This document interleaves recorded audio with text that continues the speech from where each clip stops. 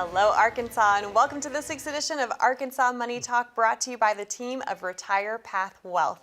I'm your host, Kristen Oakley, and joining me in the studio, we have Dale Colclaser. He is the President of Wealth Management, and Mark Smalling, President of Insurance Management.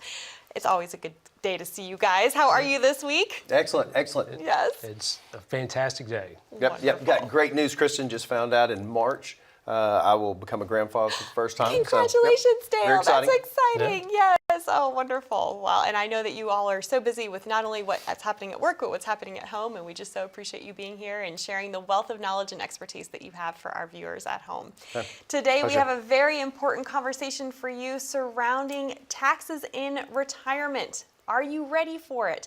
The reality is that when folks reach retirement, your taxes don't just magically change. And a lot of people believe that they might be in a lower tax bracket, but they're finding once they enter retirement that their taxes can actually go up.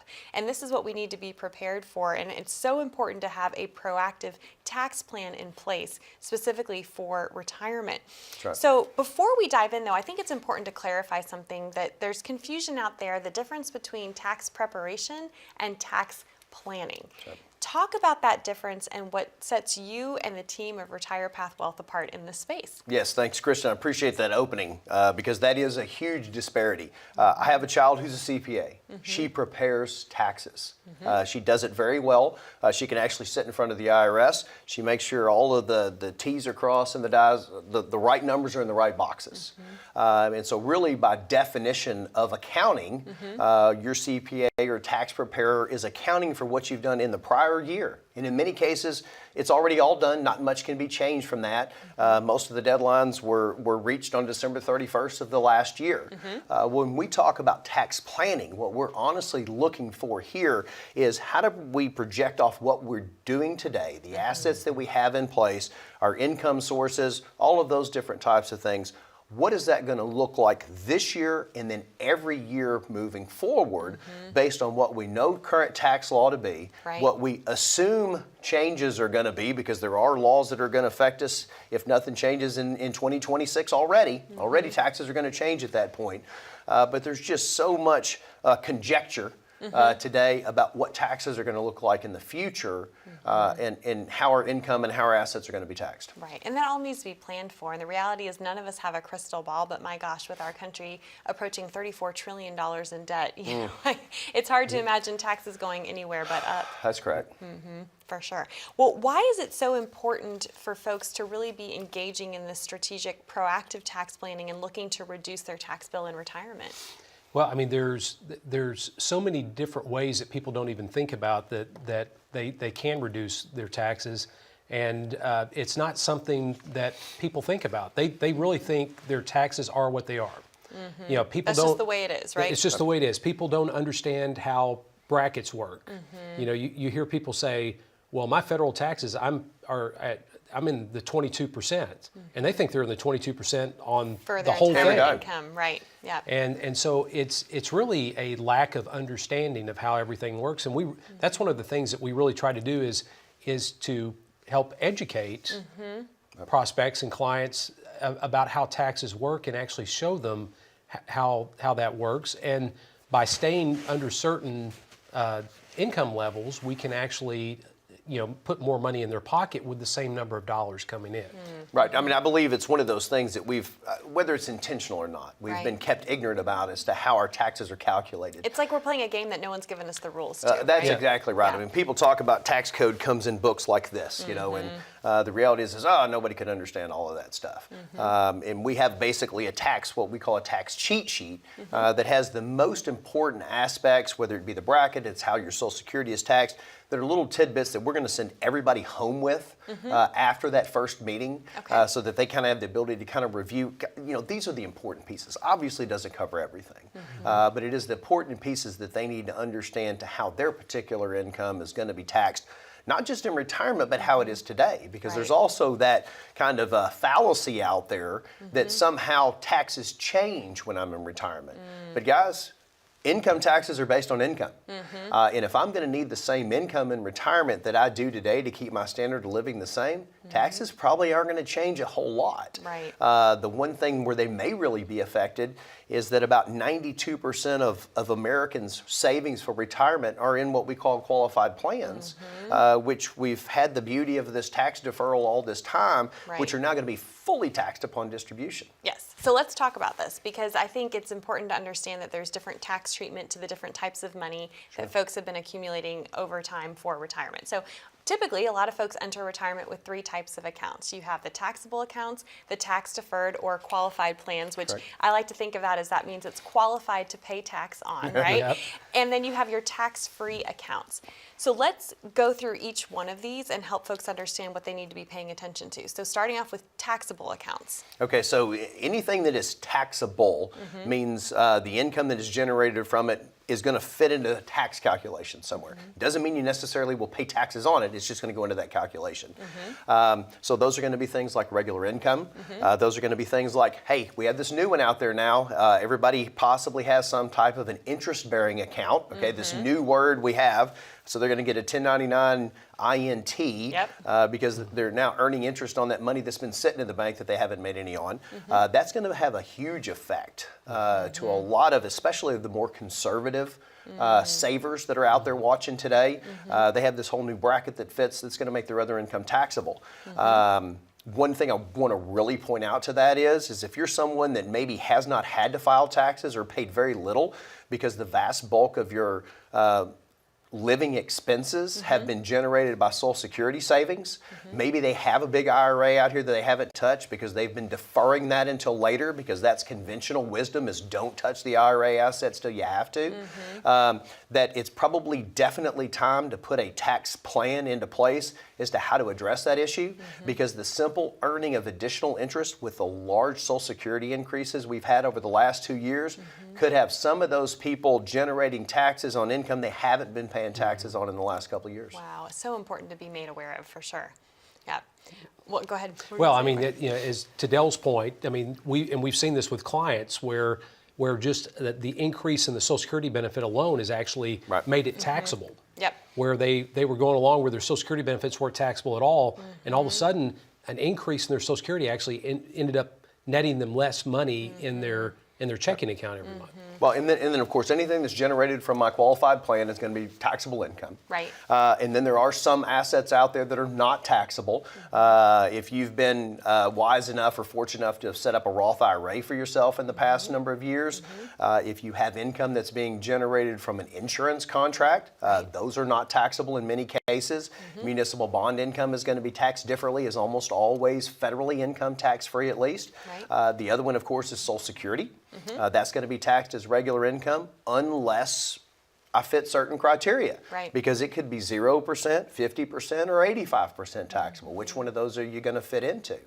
And then, of course, we have the one that I think also is commonly forgotten about is non-qualified investment assets. If I have money that I've just gone in and invested that's outside of a qualified plan, there can be huge advantages to long-term qualified capital gains and qualified dividend income over some other asset classes. Right, so talking about brokerage accounts and things of that nature, right? That's correct. Just regular standard non-qualified investments. And so one of the other processes that we walk people through, and I brought an example of one of these forms, is what I refer to as our tax control triangle. So it's tax control triangle. All right, I like this. All right, so thanks, Kristen. And one of those things is because we all get it in the idea of portfolio allocation that I don't need to have all of my assets in one bucket, okay, just in one asset class. But that somehow got forgotten about when it came to taxes. Is that, as you mentioned already, there are 3 general tax criteria that income can fall into for how it's taxed. We are true believers that there's a benefit to having assets that fit each of those 3 categories so that you have more control over your income taxation in retirement, especially in the early years is when you can make the biggest changes to that. So if you're out there today and you're kind of confused as to maybe how the assets that you have set aside or your income is going to be taxed when you move into retirement because you've simply never had this conversation. You may have a great tax preparer that's taking really good care of you, but typically they're not proactively moving forward or looking forward as to how the taxation of those assets are going to fit. If you'd like to know how taxation fits into your total written income plan as to how your security is going to lay out over the next 30 years of retirement, please pick up the phone and call today. It's a simple first consultation to come in, to gather the information. Then we sit down and come back with an analysis to show you what options may be available for you to improve your situation, to move you from that, again, that good, better to best opportunity. Pick up the phone today or scan that QR code and come in and see us. Dale, Mark, thank you so much. To our viewers at home, that number to call to receive your very own complimentary written income plan from Dale and Mark and the team at Retire Path Wealth. Simply call that number on the bottom of your screen, 866-724-3893. Or as Dale said, you're also welcome to take out your smartphone. You can open up that camera app, just point, click, and scan at that QR code down in the bottom right-hand corner of your screen. That will take you over to a landing page, ask you a few short, simple questions, and then a member of the team will reach out to connect with you to schedule your complimentary visit that way as well. More on this important conversation of taxation and retirement right after this.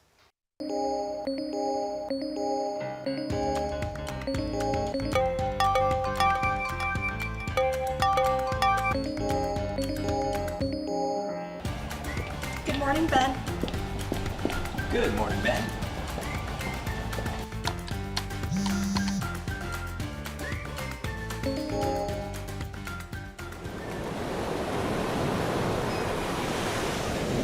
Hey, birthday party for Carol and 5. Happy birthday to you.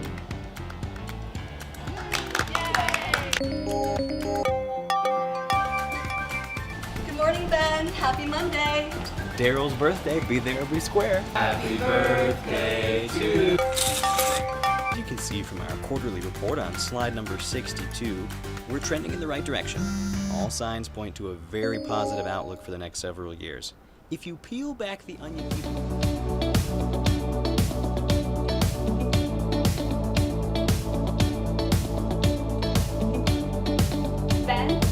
Ben, do you have anything to add? The work never seems to end until the day it finally does. Call today to get your free written financial plan so you may live every day to the fullest and enjoy the retirement of your dreams. Welcome back, Arkansas. You're watching Arkansas Money Talk, brought to you by the team from Retire Path Wealth. I'm your host, Kristen Oakley, here with Dale Cole-Clazier and Mark Smalling. And a very important conversation we're having today on taxation in retirement. Are you ready for it? How can you create greater tax efficiency throughout your full financial plan?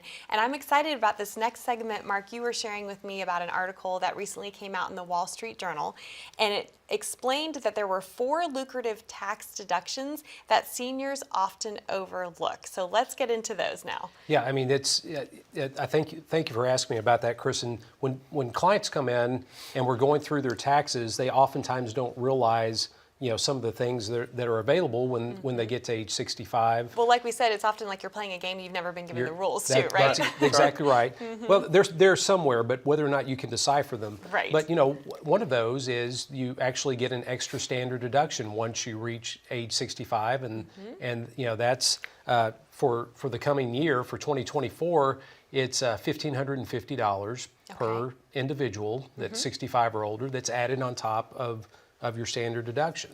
So you have that available, to you once you hit 65. The other thing that a lot of people don't realize is you can still make a spousal contribution. They remove that age limitation on making contributions, and then if you're still working, you not only can make a contribution for yourself in your IRA, but you can also make a spousal contribution. Right. So to add to your retirement savings, you can do that.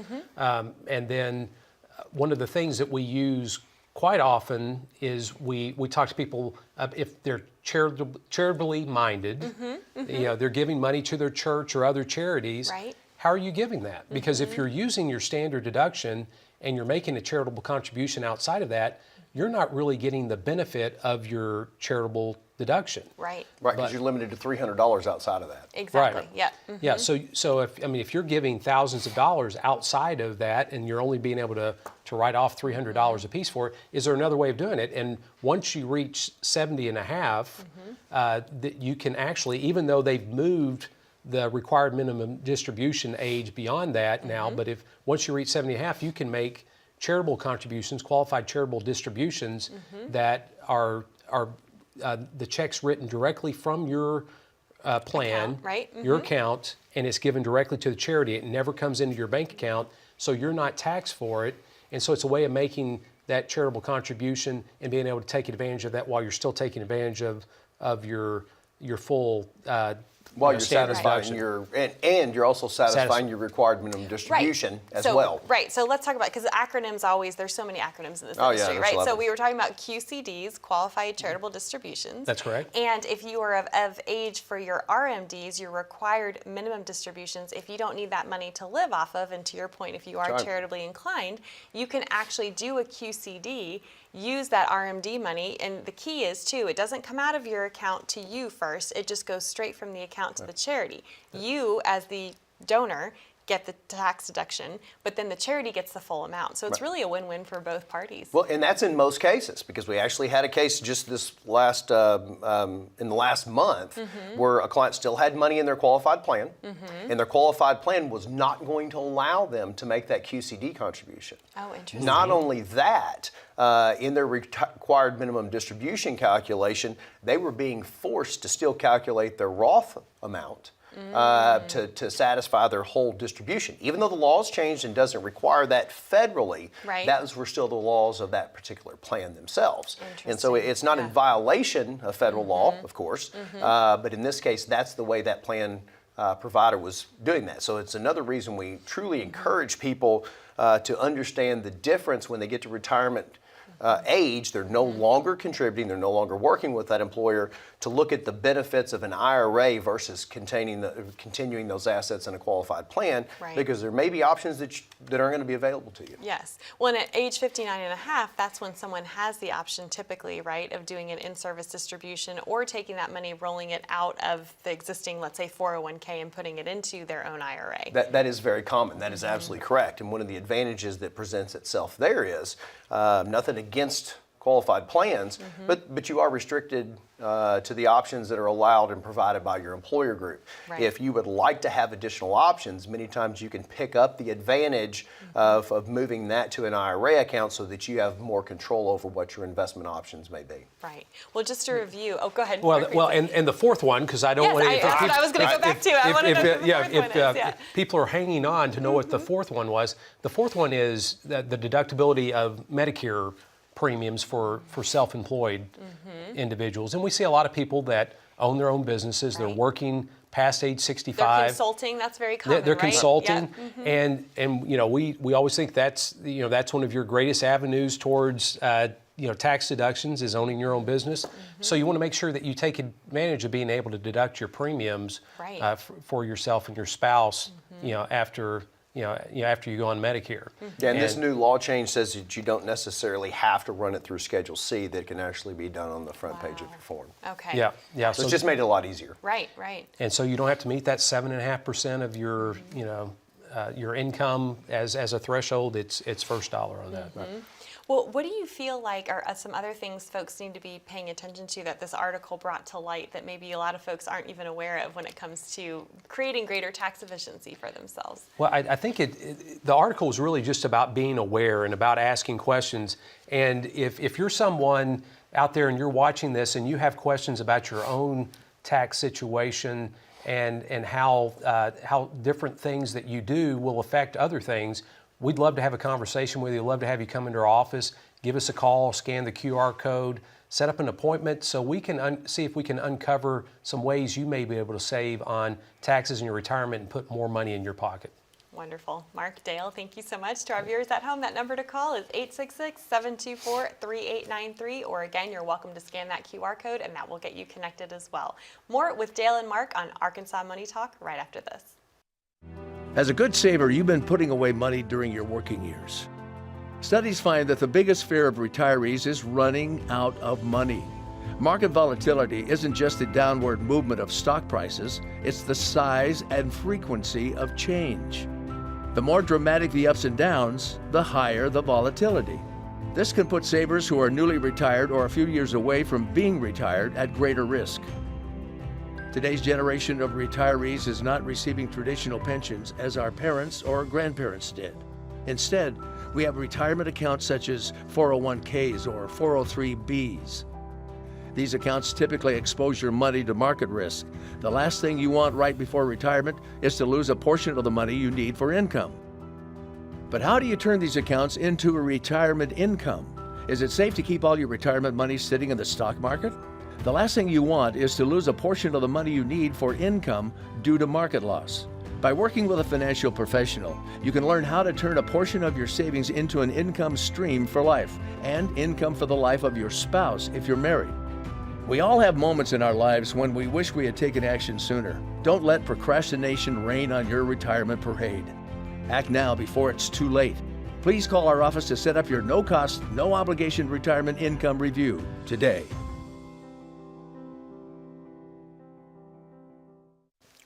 Welcome back to Arkansas Money Talk, where we are talking today about creating greater tax efficiency throughout your full financial plan. So important, especially to realize all the things that you have available to you to do so. And I'm so glad that you brought up that recent Wall Street Journal article that really highlighted these are some of the ways that people can be saving on taxes that they're not even aware of.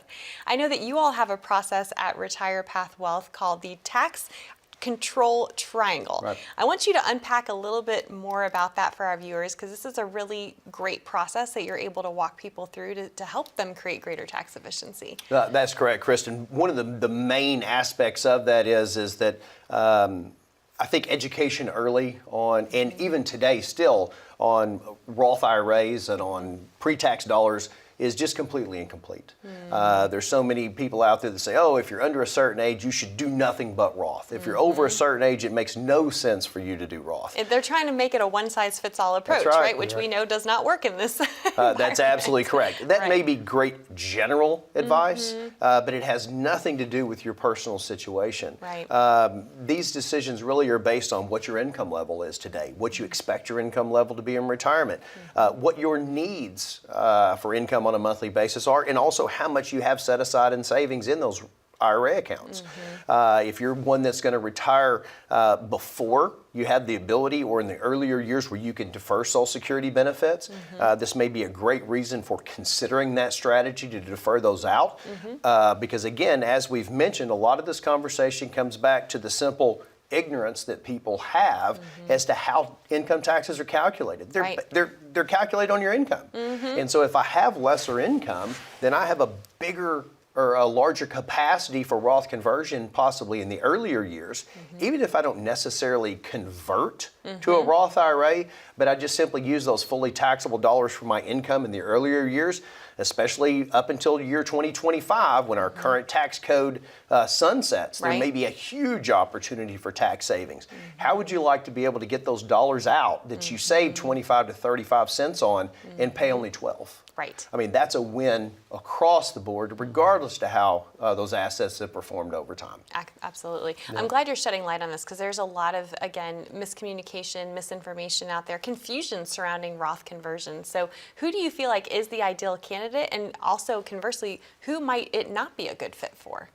Okay, well, go ahead, Mark. Well, I mean, oftentimes we see people that are going into retirement, and so their income's dropping dramatically. And if they're willing to defer some things like their Social Security benefits and all of that, if they have the ability to do that, people that have a window, and you know, that's really what we're looking for, because if we don't have a window in lower tax brackets, you know, oftentimes Roth conversion doesn't make as much sense. Another large component to that is what do they have in deferred tax savings, and then what do they have outside of that? Because the reality of it is if I'm going to defer income from one place, I've got to be able to provide it from somewhere else. But again, as we've mentioned, 90 to 92% of the average American savings is in some type of a qualified plan. That money's going to be fully taxable when it comes out. Again, we've already talked about the difference between taxable and taxed, and we can help work through some of those calculations that we get there. So that's somebody that has a substantial IRA account set aside, $500,000, $1 million or more, in many cases fits that criteria. And in some others, maybe that's not necessarily the case. Maybe they have a smaller IRA account, but they have all the income they need today. Their income need is not greater than roughly $126,000 if they're married filing jointly. We may have the ability to simply defer that money from a qualified account, pay the taxes in a lower bracket, get it moved somewhere else where it can continue to grow later if they don't need it, where they then have the ability to pass those dollars later to their children, potentially income tax free, possibly growing another 10 years without having to pay taxes on it before they have to take it out. So this conversation is not just about today, but it's about their income planning for themselves and also for their estate planning, income planning for their beneficiaries also. It just really speaks to how we say this all the time, but this is why it's so important to look at things from a comprehensive, holistic point of view, because how you make decisions in one area can have an impact on all these other areas of your financial plan. Oh, absolutely correct. Yeah, I mean, it's just one of those things, again, that we so oftentimes want to look at every issue in a vacuum. And that's just not comprehensive. You can't afford to do that, literally, right? Agreed. Yeah. Well, I know you have no shortage of people that you work with. Do you have any good stories that come to mind of someone that you were able to enact the strategy for of doing a Roth conversion and what the result was for them? Well, I would love to pick up a particular story. We have a particular group of clients and their major concern was long-term care. And by utilizing the ability of a substantial IRA account, deferring their Social Security benefit out, we were able to take distributions from their IRA, still completely meet their income need on an annual basis, be able to fund a cash value life insurance policy that had a living benefit provision attached to it that would allow them, if they were to trigger 2 of those 6 activities of daily living or some type of a terminal illness, to be able to utilize a portion of that death benefit while they're still alive to cover their long-term care needs. So there's just one example. I mean, we've got multiple scenarios where we've done the full conversion to be able to pass money to a Roth IRA to get that tax-free growth. The other big thing I will always emphasize is you've got to have it in a Roth for 5 years before we can take the earnings out tax-free. So take full advantage of that, opening that account as soon as you possibly can to get that clock started. Any other parting thoughts that you would share, Mark, from what you've seen when you've met with folks? Well, I mean, it's really important to consider these next couple of years, because this is when we have the chance to take advantage of the lower tax law that we have in the tax code. So if you're one of those out there not sure what to do, you may have a large qualified plan, you don't know what to do with it, whether or not Roth makes sense to you, we'd love for you to come into our office and we'll help put together a plan for you and show if doing a Roth conversion is right for you. Please call the number or scan the QR code and set a time to come in. Wonderful. Mark Dale, thank you so much. We love you, Arkansas. We look forward to being back with you next week.